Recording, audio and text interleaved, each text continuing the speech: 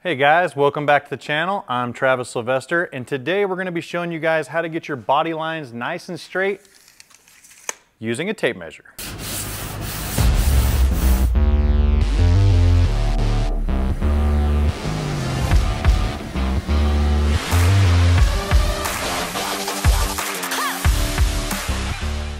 So what we have here is a 71 Pantera, and it's in the final stages of bodywork. Now, before we get into what we're going to do with this and how you make these body lines straight, there's a few things you guys need to know that gets accounted for before you start dealing with body lines. I see a lot of people trying to tape body lines throughout the entire stages of all of their bodywork. And in my opinion, it's pointless.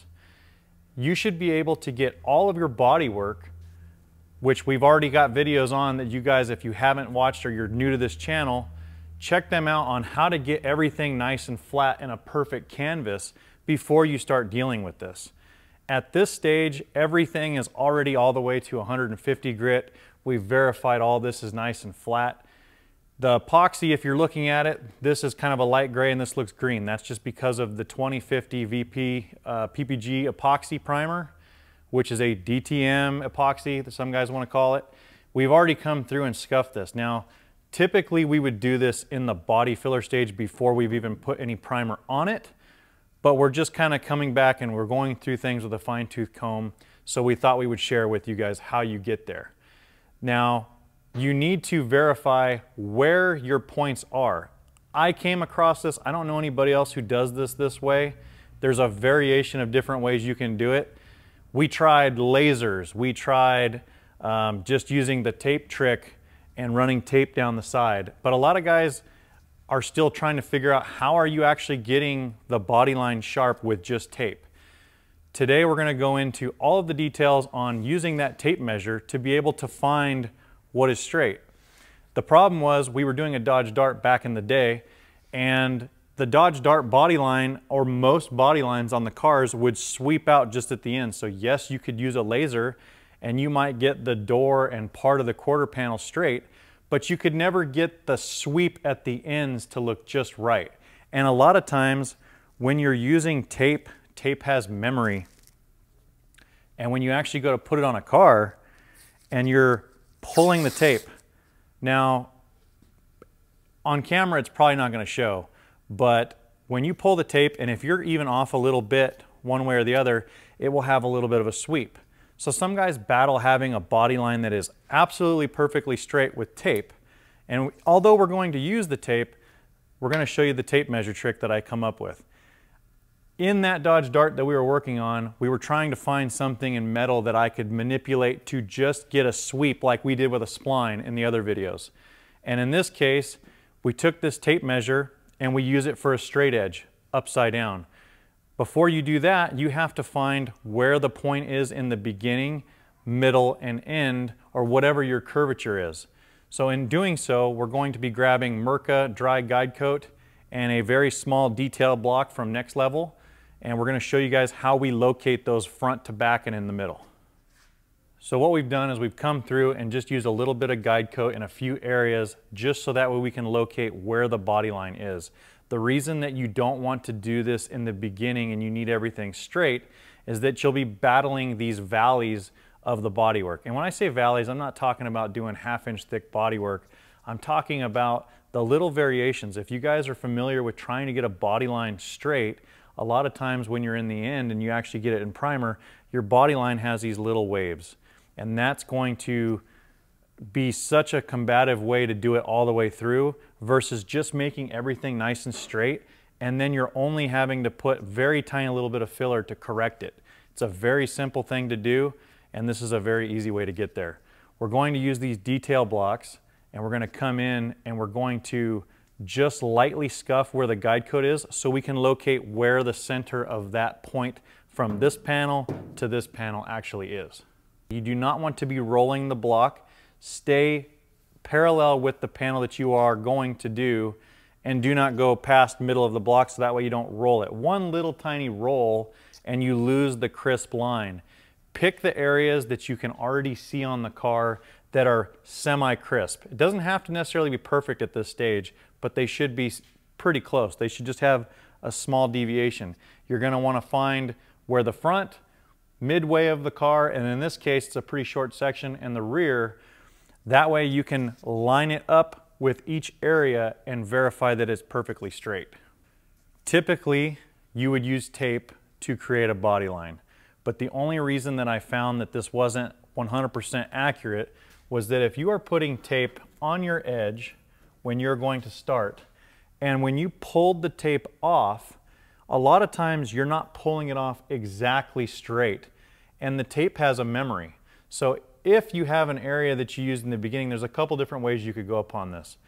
Yes, you can just use tape if you wanted to, but just know that where you first pulled the tape off, a lot of times there is memory right here in the edge that when you try to get this straight, you're still going to have a little bit of a curvature somewhere in your tape line. Or if you have a funky body line that has shape to it and you've been curving the tape, every time you curve the tape and then pull it back off, it keeps that memory, that tension. So if you're going to only use tape, now that you have it off, try and put it on relaxed from the very beginning before you actually do this. Or we're going to show you this fancy little trick with a tape measure that I have found to be very helpful.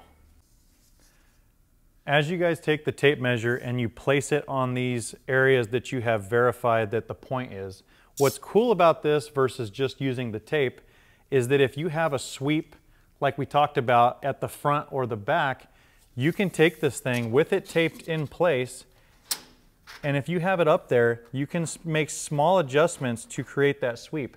This being such a thin sheet metal and it's acting as a round curved molding, you can manipulate it into the very slight curves that most cars have and create a perfect line.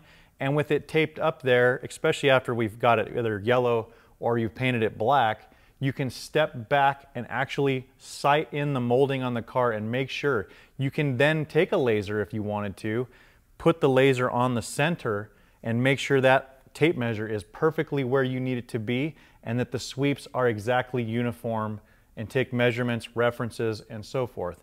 At that point, you can then put them in and start actually critiquing them in with tape and making fine adjustments as you go.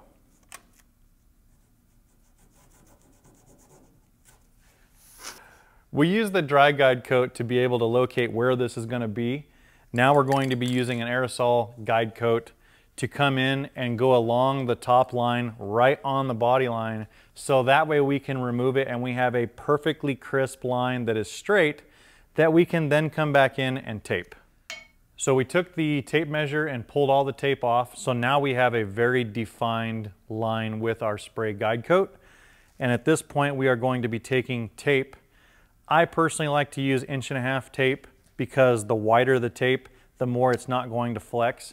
Yes, you can use like an FBS fine line tape that you would use maybe to do flames or curvatures. And these come in 1/8 inch, 1/4 inch, all different 1/2 inch.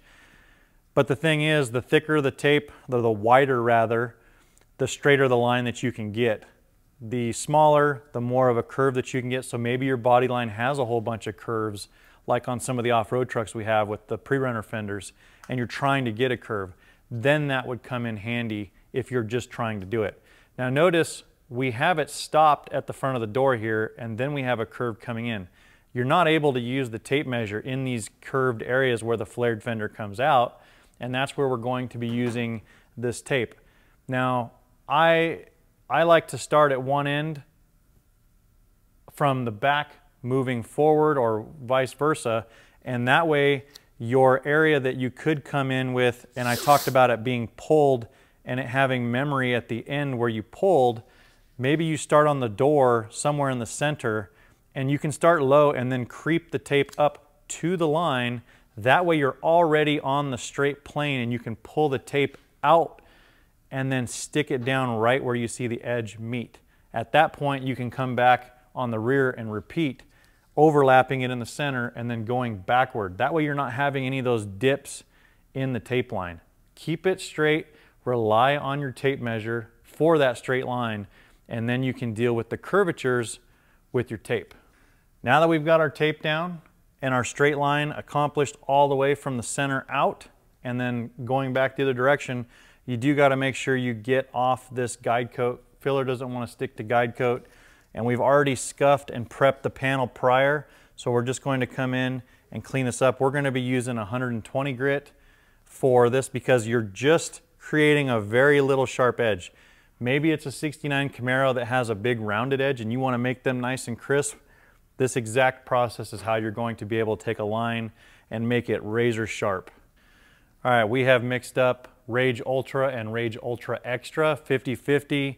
We've mixed this 50-1. It is good temperatures in here. And we're going to come in and we're going to go right along the tape line very carefully, as smooth as possible, remembering that our body work is already flat out here. We're just trying to put the filler right on the edge of the tape line, and then that way we can pull the tape line while it's still wet. The whole purpose here is just pushing it in right against the tape line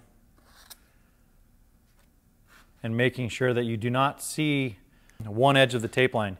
Yes, you can make this higher than you know it needs to be.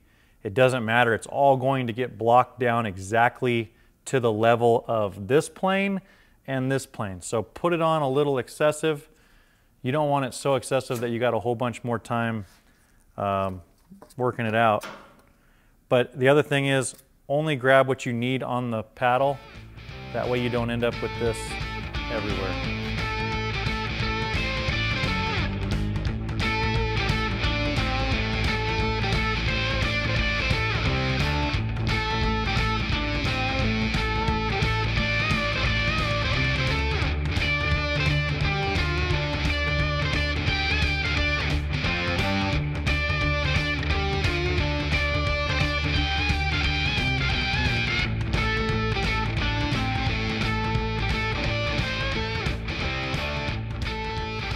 Now that we've got the filler put on, the two things that I want to say that are a little bit crucial here is that on the edge of your tape line, you don't want so much filler that you lose a crisp line when you pull it.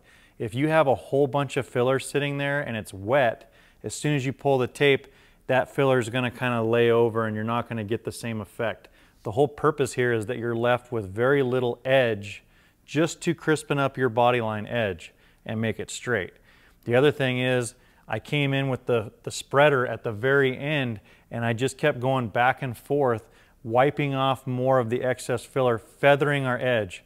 All the other videos, we keep preaching it, driving it home, saying how you need to feather your edge. That way it's really easy to block this down and then you can really see that defined line show up.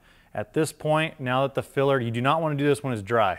You want to do this when the filler is still wet and tacky. That way, one, it's not pulling the filler off the panel and causing a delamination issue. And if it's dry, a lot of times if it's too thick, your tape's just going to tear. So we're going to pull the tape, show you guys the nice crisp line. You also want to pull the tape back on itself. Don't pull it out, pull it against itself so you get a nice crisp edge.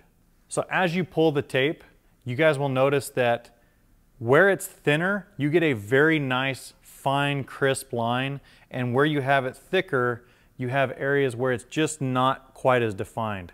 It's not a big deal until you have it where it's excessively done. When you start blocking this down, and you're relying on that your body filler is already flat, so what's actually going to be left on the panel is very, very minimal.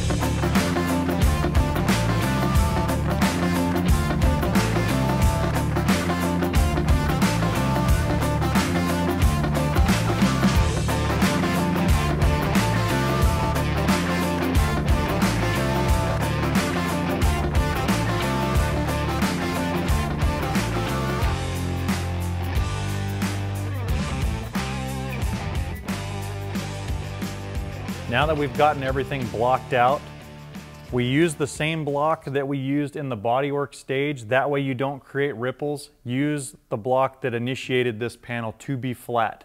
And then as you get this filler worn down, we're making sure we're not wearing the area that is good down. And then you can use a detail block to come in and just fine tune the areas up towards the edge, staying lateral and making sure that you're not rolling the block. Do not go past, I try to really stay away from the 50% mark in the middle of the block, because then you have a tendency of rolling and you lose this crisp effect. So just work it in longwise to where you have very little filler left. It's just to create the edge. At that point, you can then take your tape and then basically repeat what we did, but we're going to flip-flop it. You're going to now be using the tape on the body filler side to protect everything that you have done, and then you're going to be taking the same 150 grit or 120 grit. I like 120 grit, it's a little bit more of a tooth, to come in and remove all of this guide coat that you have here. And again, spreading it nice and thin. And then once you have everything created and established, every time you're going to block one panel or the other, you are always taping to save your edge. That way you never roll it and lose it and create ripples. I hope you guys got something out of this video. Please don't forget to like, share, subscribe. And if you guys see any of the products that you like, check out the description. A lot of times we put links to the stuff that we're using. Again, continue to learn, share what you know, and we'll see you guys next week.